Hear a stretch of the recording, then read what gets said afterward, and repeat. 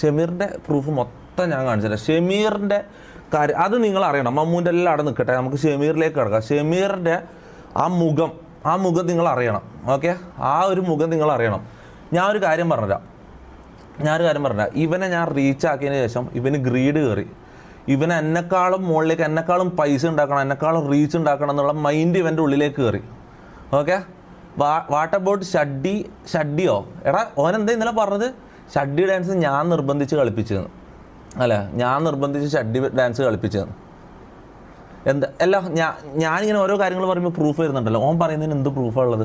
ഓൻ ചെയ്ത എന്തെങ്കിലും കാര്യത്തിന് ഞാനിപ്പോൾ ഇത്രയും പ്രൂഫുകളായിട്ട് ഇട്ടിരിക്കുന്നത്.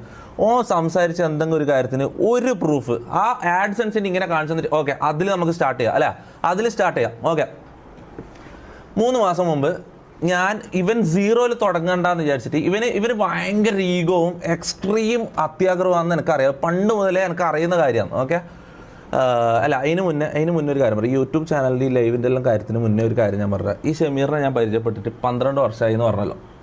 ഈ 12 വർഷം മുന്നേ ചെറുപ്പത്തിൽ ഞാൻ, ഷമീർ, ഫസൽ, മുനു, നമ്മളൊരു ഗ്യാങ് ഉണ്ടായിരുന്നു ചെറുപ്പത്തിൽ. അപ്പോൾ അതിൽ ഷമീർ എൻ്റെ ബെസ്റ്റ് ഫ്രണ്ട് അങ്ങനെയൊന്നുമല്ല, നമ്മൾ എല്ലാവരും ഒരു 5-6 പേര് ഒരുമിച്ചൊരു കൂട്ടം. ഓക്കെ, ഞാൻ ഈ ലൈവിൽ വന്നിട്ട് മുനുവിനെ പോലും ഞാൻ സൈഡാക്കി നിർത്തിയിട്ട് എൻ്റെ ബെസ്റ്റ് ഫ്രണ്ടാന്ന് പറഞ്ഞിട്ട് എല്ലാവരും ഉള്ളിലേക്ക് ഞാൻ ഇഞ്ചെക്ട് ചെയ്തു.